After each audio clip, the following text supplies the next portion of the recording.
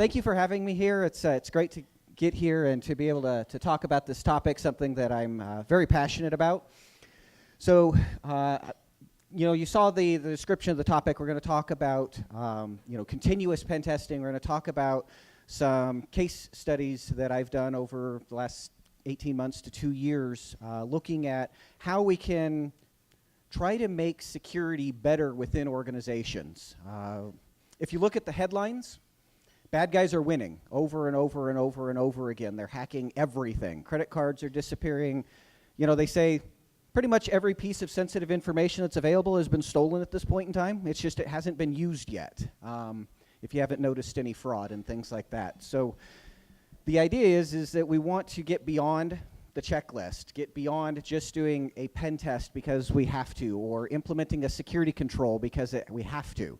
How do we actually drive into the things that are most important to your security program? How do we identify those things? How do we stop the bad guys from getting into the environment? If we can't do that, how do we detect, respond, and recover in a reasonable amount of time so that we can stop the bleeding after they have already broken into the networks?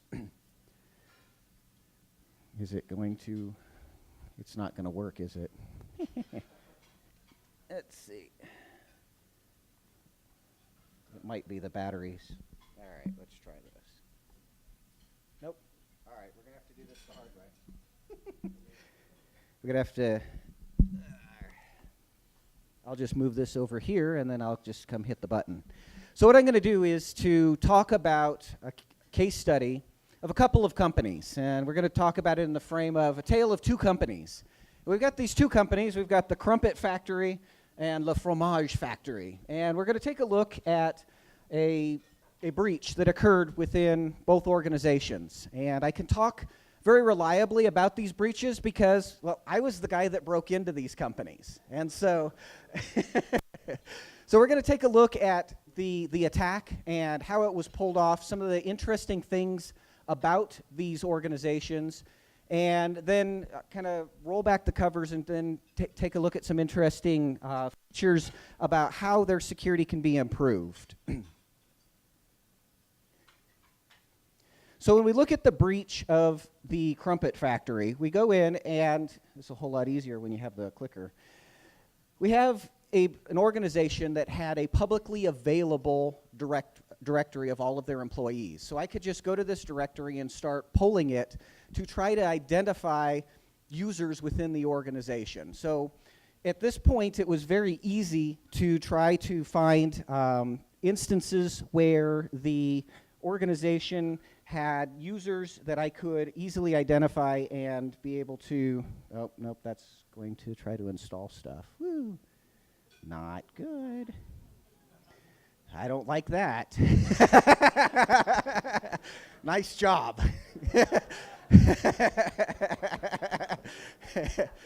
Man, got distracted in the middle of a presentation and I get hacked, man. So I was able to peruse through this corporate directory and be able to pull in all the information about their employees. And then I was able to use that information to build what is the usernames associated with that organization. And their Outlook web access instance did not implement two-factor authentication. So it was very easy for me to go in and identify valid usernames out of the directory as I was building the usernames. And then I could go in and guess passwords for these particular users. And as I was doing that, I could then see instantly that I was able to authenticate to the internal Active Directory. From there, after I had valid user accounts, I now had access to their email, but the organization also had Citrix remote access that was available. No multi-factor authentication. So I had valid usernames, valid passwords. I'm now sitting on a desktop within their environment that I'm now able to interact directly with their internal network based on the access that we had within the Citrix environment. So, well, as a good hacker, we need to go in after we've breached the environment. We need to be able to stay in the environment. I had a lot of credentials and things that I could reuse, which helped with that persistence. But to kind of go in and demonstrate some of the additional impact, we needed to break out of the restricted Citrix environment. They had it where you couldn't run a command prompt and you couldn't get to the C drive in Explorer and things like that. Well, that doesn't stop me, right? So I went in and I was able to break out of those Citrix restrictions. There's actually some really cool things you can do with batch scripts that you can right-click, create a new batch script, double-click on it, and poof, you now are able to execute commands at the command line, even though the policy says, no, you're not allowed to do that. PowerShell's also very helpful in these instances, right? So the command prompt setting doesn't necessarily prevent you from injecting, PowerShell commands into your batch scripts and then executing them. So once I had broken out of these simple restrictions within Citrix, I then launched PowerShell and dropped in an Empire agent. And Empire is a open source command and control framework that's available out there. And so I dropped the commands in there. It reached out across the internet, bypassing the firewall, and communicated with my C2 servers that I had out on the internet. So now I had the ability to control the Citrix environment without logging into Citrix now, right? I had my agents running on that system. I now had remote control over it to start doing all sorts of things that Empire allows me to do with its modules through PowerShell. Just to add insult to injury, I was like, hey, this has been really easy so far. I wonder if I can get Metasploit to run in this environment and communicate out without getting detected. And yeah, sure enough, I dropped a Metasploit agent on there, ran it, it connected out. Nothing stopped it. Nobody saw any of this. Everything that I was doing just kind of rode under the radar. And I mean, your endpoint protection at least should be able to detect Metasploit, right? Well, nope, not in this case. So at this point, we had pretty good hold on the environment, and we then decided, well, now it's time to go achieve the goals within the context of this assessment. And so I went in. We're able to privilege escalate within Active Directory. They had a root forest and several other child domains that I was able to fairly easily compromise because their domain admins were reusing the same password between their non-privileged account and their privileged accounts, and then all of their privileged accounts in all of the other domains. And so once I got one password for a domain admin, I could use it everywhere to access everything. Then we found the sensitive protected health record information. And so at this point, it started to get scary, right? We could go in, I found health record information for customers of this organization, and I was able to grab that, and we were able to, compress it, password protect it, and exfiltrate it from the environment. And now, at this point, it started to, become quite a significant impact. We now stole information that could be monetized out on the internet. We also had some physical components associated with this particular assessment, and so the idea was that they wanted to see if we could get into their data center. Their data center had, badge readers on the doors and things like that. So we had already breached the environment from a digital perspective ahead of the physical team going to show up. So it's like, hey, we ran around the network, found the door access system, was able to get into that and be able to pull out the IDs for the door access cards. Then we programmed some door access cards, and then the physical team just walked right in the front door, walked by everybody, walked into the data center, got into their safe with all of their backup tapes in it, and took some pictures of, hi, here we are with your backup tapes. They conveniently left the keys to the safe hanging on the wall in the data center. So it made it fairly easy to accomplish all of these things. And so once we had access to everything, right, we're standing in their data center, we were done. Wrote up the report, very significant impact. Executives were like, holy cow, how on earth does this type of thing happen, right? So let's go ahead and let's switch over to Le Fromage Factory, and let's talk about a breach of Le Fromage Factory. So when we went to Le Fromage Factory, we started to attack. We looked at all of their various websites, Outlook Web Access, all of these other things. Nope, we couldn't enumerate valid usernames. Like, darn. So then we started looking for, things that might be publicly available that there were exploits for. And we looked across all of the services on the perimeter, looked at everything that was available, nothing that could be exploit. They had patching, they had everything in place. It's like, wow, all right. So then we started with some phishing. We sent in some phishing samples, and we had some documents that were encoded with malware and all these things. Yeah, they didn't even make it to the users. They were just dropped, right? We had no indications that the users opened any of these things. In one case, they saw they went in and reverse engineered the malware and everything and found the domain that we were using. And some people outside of the chain that we were communicating with within the company freaked out and called the FBI. Fortunately, before the FBI actually got spun up and showed up, our people in the line of command found out. They're like, oh, wait, let's not call the FBI on these guys, right? Then we started looking at some of their web applications, right? Web applications is, I can almost always get in through a web application. And nope, nothing. Doing some of the cursory looks. So then we started doing some deep dives into the web applications. We ended up finding a product that facilitated their external chat communications and VoIP and things like that out on the perimeter. And after doing a lot of research, like 2 weeks worth of investigation into this application, we found a SQL injection vulnerability in the application. It's like, whew, yeah, we've got a break. But we couldn't turn that into a shell. We were only able to kind of pull some data off from the local web server. So we pulled out all of the source code for the application that we had found the SQL injection vulnerability in it. We started running through that code, trying to find other vulnerabilities. We ended up finding a instance in one of their APIs that we could be able to get code execution on the underlying web server. And we're like, oh, finally. I mean, this has been weeks and weeks and weeks and weeks that we did this. So we finally found the vulnerability within their API that we could use to execute code, and I was able to finally set up a shell on their box. I mean, this was a lot of effort. I mean, you compare these two instances of attacks. One happened in a couple days. This is weeks. Once we had the reverse shell, we wanted to set up some persistence within the environment. So it's like, all right, we've got a reverse shell, so let's go ahead and use a netcat relay, because I really wanted to get access to the SSH service on that box, but it wasn't exposed to the firewall. So I leveraged netcat to be able to have it call out to my command and control servers on the internet and to contact the SSH service on that web server.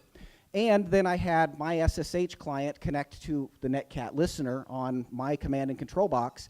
And so I could then bypass the firewall and SSH right into this web server that we had access to.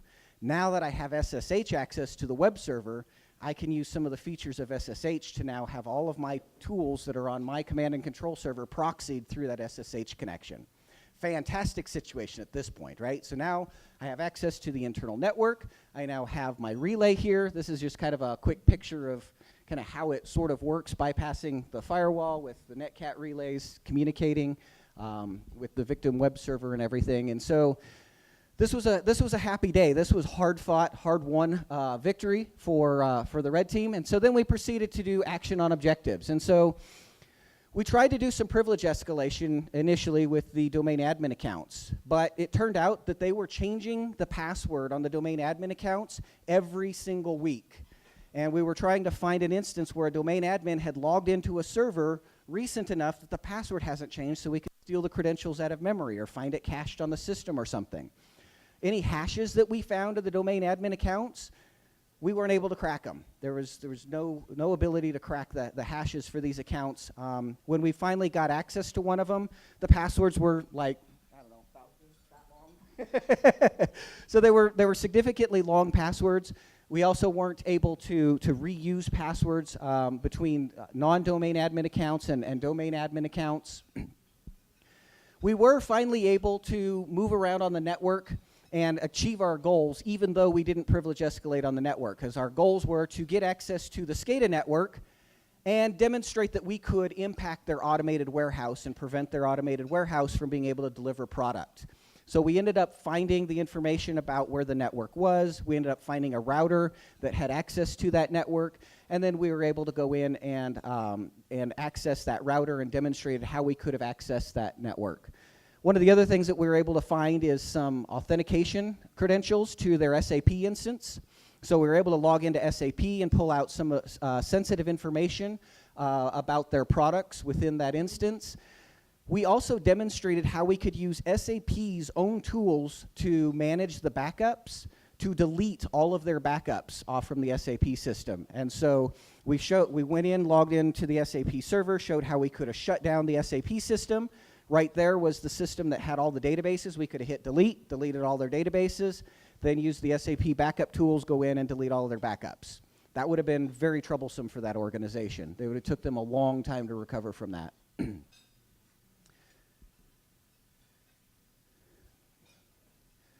So the interesting thing is about these stories that I've just told you, about these breaches, is that the Crumpet and the Fromage Company were the same company within 18 months of operations. So the first attack happened 18 months before the second attack. Very interesting improvement in their security posture and the way that their organization was able to now, they didn't stop us, but it was a whole lot harder for me to get into their environment, to be able to accomplish the goals and be able to achieve the work that I did. And at each one of those points, we now have, instead of 2 days to try to find my attack and see what I had done within the environment and stop me, they now had weeks to be able to detect that attack, which, you know, bad guys are staying in the environments 12, 18 months, but still, weeks is better than days, right? And so the kind of the interesting thing about this is when we were looking at how all of this happened, we had actually been working with this organization for quite a while. And so we had actually completed 5 what we call red team operations over 18 months.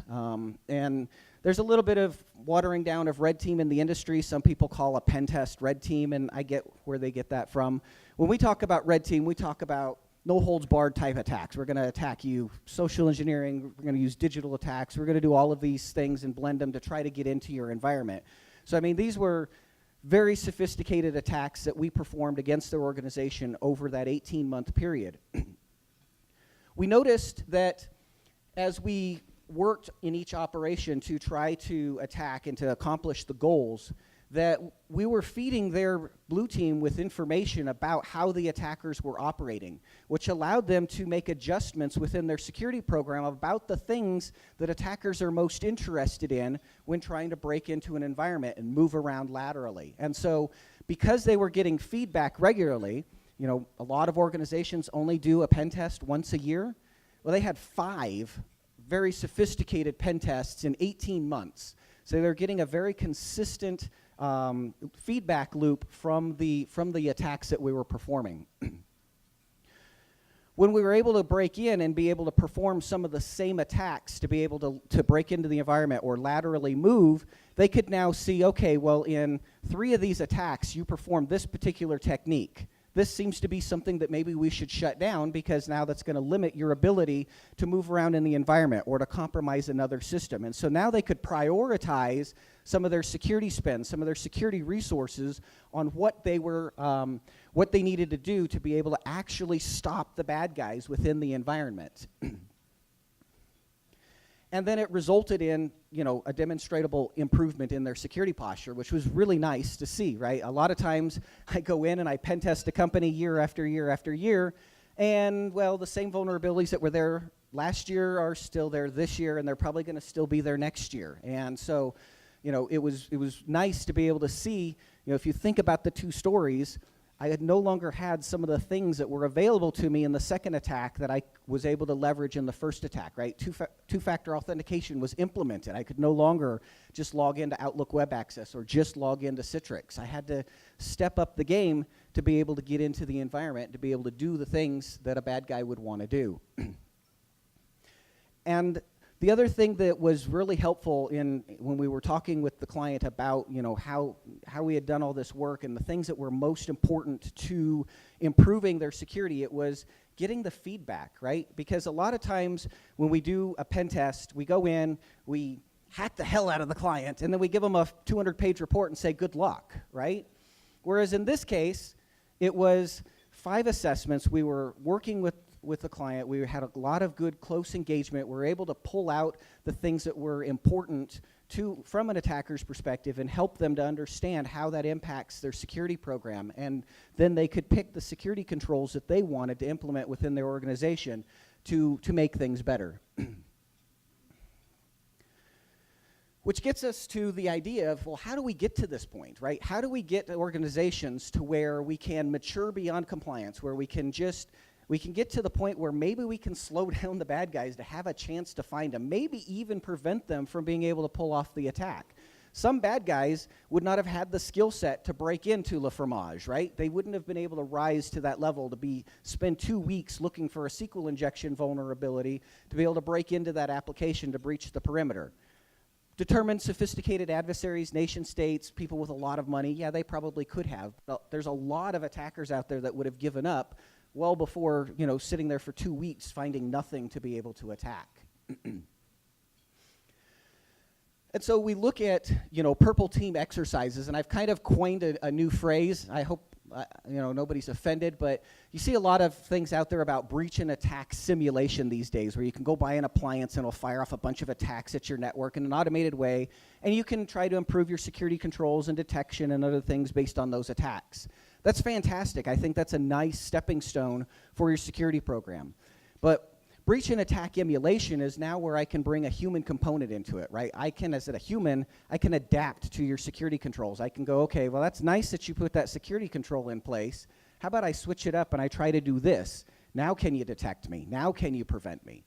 And so when we get into that, the human component, we can, go in and tune the attacks, be able to not just send predictable sets of information to the environment, which I would see is, in my opinion, the next level above breach and attack simulation. Then we see the exercise. If you go to the gym and you purchase a 1-year subscription to the gym, and then you show up once in that year of that subscription, how healthy is that subscription making you? One might argue that you might even degrade your health because you might not be able to handle that workout that you did once a year, and it might injure you, right? But if you go to the gym and you use that membership once a week, twice a week, 3 times a week, you're going to get stronger, you're going to get better, you're going to be able to improve your health with that gym membership. And so the regular exercise that we saw with the organization, where they were able to constantly have these attacks coming in and be able to respond to the attacks. And obviously they didn't prevent everything that we did, right? Prevention isn't going to get you all of the way to being able to stop bad guys. You need to be able to detect, respond, and recover. And do you want the first time that you're responding and recovering to an incident to be when the FBI or the credit card companies come to you and says, yeah, you've been breached. And then you're trying to scramble through your incident response plan that maybe you saw 6 or 7 months ago as you were walking through some tabletop exercise within your organization. Tabletop exercises are fantastic. It's a great way to start the discussion about incident response within your organization. But when the rubber meets the road and you're actually trying to implement it, it's probably not the best time to be implementing it when you're in the middle of an incident. And so by going in and having that practice, being able to test it out, being able to say, okay, we detected this activity. How do we then turn that into the response and recovery steps within our organization? All right, we've got all these things, and then you can tune your incident response plan. And then 2 months later, go and do it again. And 2 months later, do it again. And 2 months later, do it again. And be able to get that constant practice in so that you have the muscle memory to be able to handle the incidents that come your way. The other thing that was really nice was it allowed for the organization to have home field advantage, right? There's all sorts of security training programs out there, right? I'm a SANS instructor candidate. Fantastic stuff, but you go to a SANS class, you spend a week, and they aim a fire hose at you and say, go! And then all of that information is thrown at you, and then you've got to figure out how to take that back to work and implement it in your work environment. If you are practicing responding to events in your own environment, as you are practicing and working with the attacks that are coming through, you're now tuning your environment to the attacks that are coming through, but if they're representative of the attacks that bad guys are going to do, you're now tuning your environment to better detect, prevent the real-world attacks. And then, as you detect them, you can then practice response and recovery and be able to continue, that iterative loop of being able to get better and better within your own environment. Which gets us to, shall we play a game, right? I love this quote. Games are teachers, right? We learn all sorts of things as kids from games, right? A lot of times you learn your alphabet or numbers by singing a fun song or something along those lines. We learn a lot about how to interact with each other through games, right? So games can be a really cool way to be able to improve, our understanding of things and to be able to practice things. And so what we've looked at is, all right, so how do we take these lessons learned and be able to implement them in organizations to be able to provide the improvement in the security, in the security department? And so we kind of distilled out some of these things. And so as you're looking at your own security program and your own red teams that you have within your organization, or even as you're having other companies, or even Secureworks, shameless plug, sorry, come in and do your penetration tests for you, how can you leverage those instances to be able to now improve your security program? I saw a fantastic article on this yesterday or the day before about going in and leveraging your penetration tests to practice your incident response. More often than not, when I do a pen test of an organization or even a red team, I see where the blue team, oh, there's your activity. All right, well, yeah, that's just the pen tester. We'll ignore it. What? That was a fantastic opportunity to be able to pull that thread, be able to say, is that really a bad guy? Can I really trace this down? Did they get persistence? What happened in my environment? Did they steal anything? Were they successful? Really? You're going to wait the 6 weeks to get the report to be able to find that information out? So be able to use those opportunities and then be able to create opportunities within your environment with your own red teams to be able to practice the skills of defending your organization. The other thing that we did was we tried to vary our threat actors that were attacking the organizations. We noticed that with our red team exercises, when we're coming full on with all the resources of Secureworks, very sophisticated level attacks. We've had organizations say, we don't see nation-state level attacks every day, but when we do, the stuff you do in your red teams, that's similar to what we see. But that's not fair to every organization. Not every organization has the capabilities to stand up against a nation-state level threat actor. So if you play, a board game with your big brother as a kid, and your big brother beats you every single time you play the game, how often are you likely to go and play that game with your big brother ever again? You're eventually going to say, yeah, forget it, big brother. I don't want to play with you. I'm going to go find my little brother so I can beat up on him, right? So the idea is, when you're conducting these red team exercises, if you can practice at the level that your organization is at and see, measure that, see where you're at, and then be able to improve the game, and then incrementally improve the game until the blue team gains some confidence, gains some insight into how attacks happen, and they're tuning the environment, and they're getting better, and you're getting better with your attacks, then it can provide something that is measurable, right? We can say, all right, we can defend against this threshold of attacks within our environment. And then it also allows, again, the blue team needs some wins, right? Blue team gets beat up all the time, and red team's happy about it. We go in and we beat them up. Ha ha, suckers, we pwned your environment. But that doesn't help anybody in the end, right? We want to be able to improve the security within the organizations. And then the other thing is provide some metrics, right? As you're going through and attacking an environment over time, there are things that you can measure. Maybe you can measure the time to detect a particular attack. And as you're doing red team cycles throughout the year, measure the time to detect various attacks. See if the blue team's getting better. Measure their time to respond. Be able to see, okay, well, this time it took you 15 hours to spin up your incident response plan and be able to get to a point where you found the persistence. Okay, well, 8 months later, well, maybe we've knocked that down to 5 hours or 2 hours or something like that. And then you've got some real metrics about how your security program is doing over time, and those are good stories to have, right? When you go to the board and you go to the executives and say, look, here's the things that we were able to do over the last 18 months. We're able to see a measurable decrease in our time to respond and our time to detect. That's good news, right? It's telling them something besides, hey, yeah, here's another red team report and we got our butts kicked and we got a lot of money to spend next year. It's better to have the good stories, right?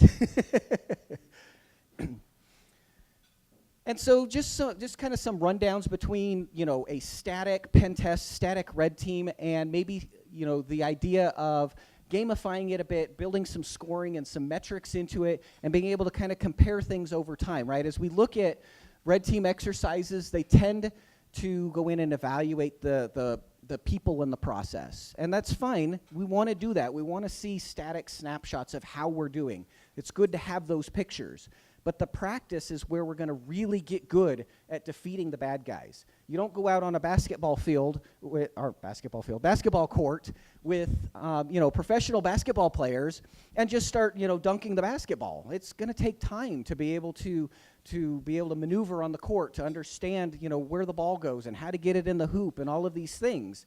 And the same thing needs to happen from the blue team perspective. And we don't want to just have the only time we're practicing is when the bad guys have already breached our environment, because now you've got executives sitting right here wondering when you're going to finish and get things fixed. That's a horrible situation to be in, right? So, look at your red team programs. Look at how you're conducting your penetration tests. Take every opportunity that you can to be able to exercise the blue team. Give them practice. Give them, test scenarios. If you have an in-house red team, come up with fun ways that you can do little operations that test the blue team's response. Plant a token on a system and go find a particular way that techniques that you do it. And then challenge the blue team over the next 2 months to find that path and be able to find the token, right? And that can be fun. And as they're looking through things, maybe they find a sign of what you did and they pull that thread and then they're able to follow that. They'll be excited when they come. They're like, look, I found your MD5 hash. Nobody gets that excited over MD5 hashes, right? But this would be one of those instances. Focus your reporting on being able to give them the information that will help improve the security program, right? Coming to somebody with, here's 500 vulnerabilities that we found in your environment. All right, that's cool. We need to know that information, but not during the cycles where we're learning, right? We want to be able to practice, not necessarily provide these static lists of all the things that went wrong. And try to think of ways as the red team, if we got any red teamers in here, ways that you can give the blue team the clues about how they could have found your activity. What are the indicators that of your activity? And be able to pull those out, right? You generated log entries, you generated network traffic, you generated processes on the system. All of these things came out. Provide that to the blue team so that then they can feed that into their systems and be able to try to trace that down and be able to find those instances and be able to follow your traffic, be able to find your persistence. They'll have a lot of aha moments at that point and be able to then tune their systems, tune their processes, tune what they're doing to be able to get better. All right. So, what questions do you guys have? Yes, sir.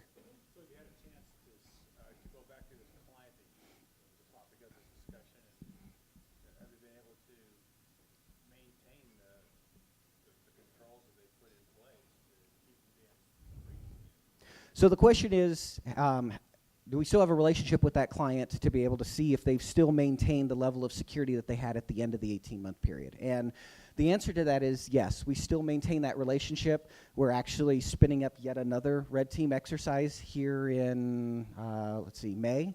So yes, they're continuing on and they're continuing to get better, improving their security program because they really want to get better at that detect, respond, and recover.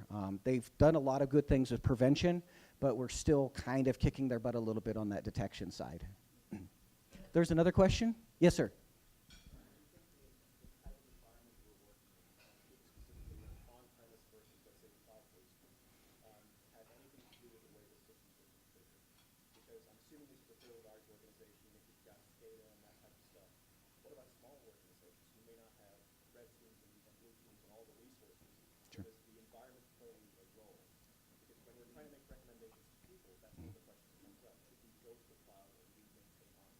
Sure. So the question was does the configuration of the environment affect how you play the game, essentially, and provide the recommendations to the organization? So absolutely, right? Smaller organizations have a bigger struggle. They're usually outsourcing a lot of the monitoring and detection capabilities.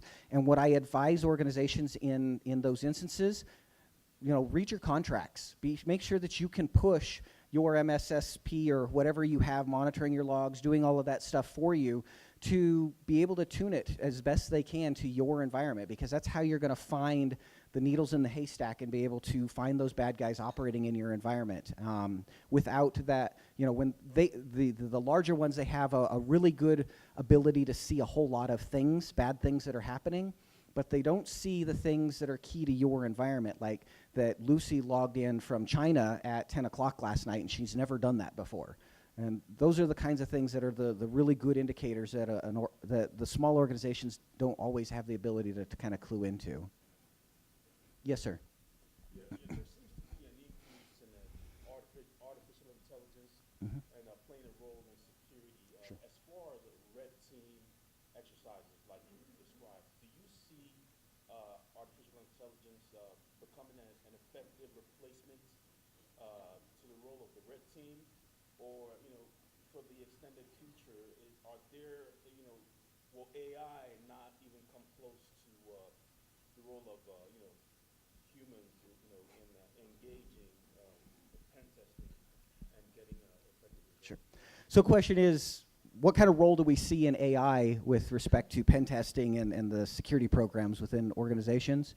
So it's kind of hard to predict the future. I mean, some of the doomsday scenarios in my head, I envision like Skynet and computers fighting computers. And we're starting to see some of the indications of that, right? We got BAS, where we can start simulating attacks with an automated system. It's not very far to start putting some branch logic into that. If you see the response from this, try this attack and these things. And then you can see on the flip side, automation and other things on the defender side. And so there's a couple of the guys on the team that we've talked about down the road. I don't know how far, but there is some opportunity where now we're going to start seeing computers fighting computers, and they can respond very quickly. And how do you defend against an automated attack from a computer? And when you look at the resources that some of the adversaries have, Russian business network, some of the large countries that are playing at digital warfare, I would imagine they're dabbling in these types of things, because if they can breach the environment and steal all of the information in 3 seconds instead of 3 weeks, that's all the better for them. So, yeah, I don't know the future, but it definitely looks like we're leaning that direction. Yes, I'll come back to you. Have you had some environments with a lot of IoT devices, I'm sorry? So as far as the red teams that I've performed, the closest I've gotten is like SCADA type systems and automated warehouses and automated systems like that. I haven't hacked any refrigerators yet. We did have a really cool project a couple weeks ago. I wasn't on it, but we actually hacked one of these robots that they use to perform surgeries remotely. It's kind of controlled by a Nintendo system. It was fantastic. We hacked the hell out of that. It was really cool.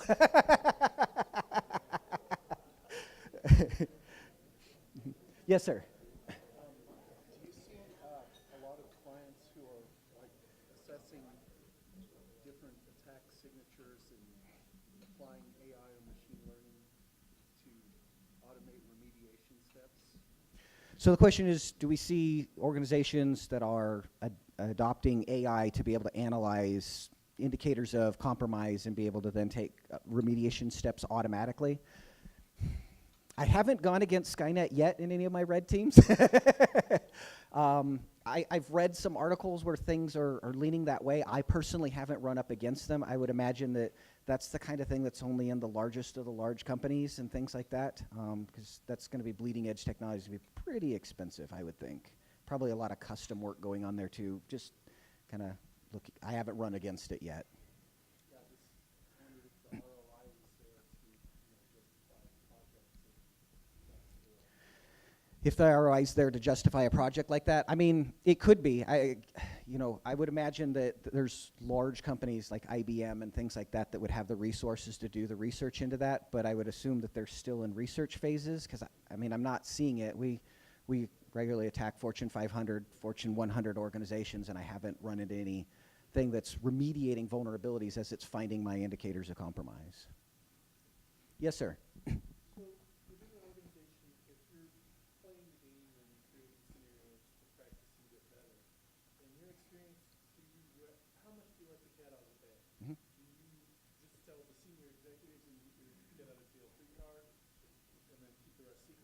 or do you expose some of the different departments that are going to be involved and how much? So what tends to work better? Sure. So as playing the game, how much do you let the cat out of the bag, right? What kinds of information do you feed the organization as you're going through these scenarios? And so what we end up doing is we set up what we have cat out of the bag. We have a product that kind of matches some of this, but what we end up doing is setting up what we call a moderator within the organization, and that moderator is all-knowing, and they need to be in the incident response chain, one, to stop the FBI from getting called and other things like that, and two, to also keep the events from being bubbling up to the board and the executives when it's just a scenario, right? Because we don't need to spin them up and get them all worried about something that's a game within the organization, unless that's what we're trying to test. And we have had, we haven't actually done it yet, but we've had a couple clients that are very interested in running it to ground. Can we? What happens when we spin up the legal environment and we spin up the executives and we follow our entire incident response plan and see how it all fits together? When we feed information to that moderator, they don't trickle it down to the blue team, because we want to make the blue team better at being able to find these things. And if you give them all the information ahead of time, well, they're not really finding anything. They're just following the information that you give to them. But we keep track of all of it so that then as we get to the end of the scenario, we can then walk through it with the blue team and be able to say, okay, here's these indicators. Here's the things that you reported in your incident response plan that you saw, and we've correlated those, and here's the things that you missed, and so that then they can be able to take that back and be able to improve the security within their program. Good question. Yes, sir. In your, I guess, purple team testing, do you ever do rapid iterative testing? Let's say you do gain access, then you report back to the client, say, I've got access, here's how we did it, now we're going to go back and do it again to retest it. Right.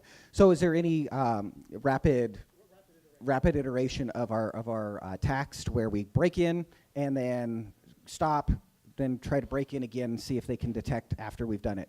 So I don't know what your definition of rapid is, but yes, we've done the simulation where we've breached the environment, and then we stop, and then we try to breach the environment again and keep going. And there's two schools of thought in that. We get some clients that are very interested in doing it that way, but then others want us to kind of go through the entire kill chain so they can get practice going through the entire process over and over again. So yeah, we do have those two schools of thought that do occur. Yes, sir.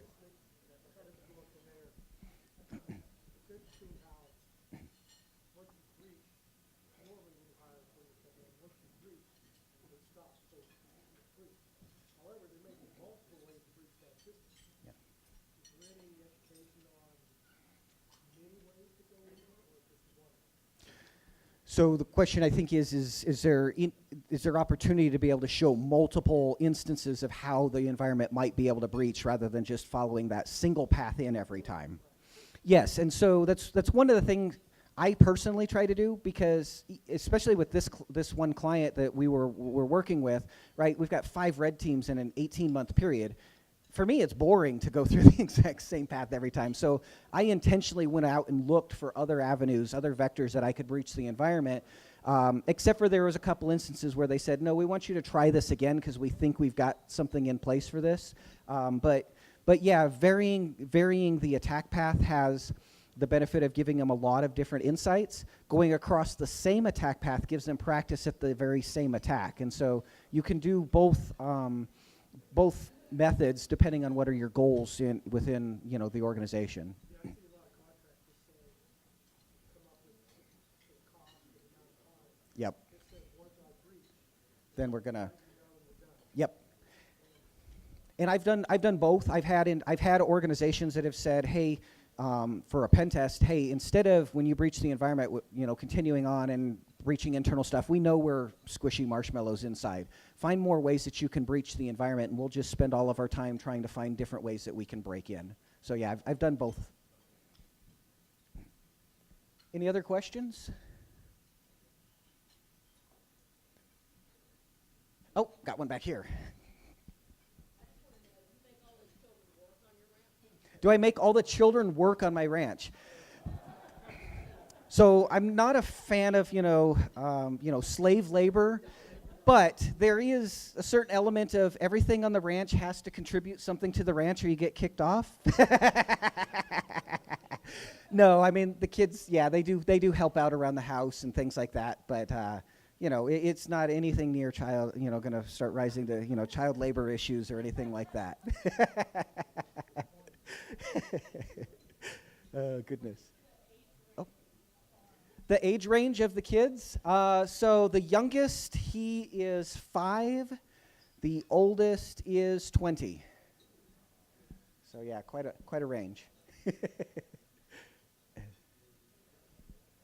Awesome. Do I have them help me pen test? Well, my oldest son, he actually attended one of my instances of teaching the web app pen testing course, and in spite of my teaching, he still got the certification, which was pretty cool. You know, he listened to Dad and actually applied the knowledge. I was impressed. Like, yay! Awesome. Well, you guys have been a fantastic group. Thank you very much for your time. We have some guys from Secureworks up here. We got Brian and Sue and June and Steve. Oh, Brian again, sorry. So if you have any questions, I'd be happy to answer any questions you have, or these guys here. So thank you very much.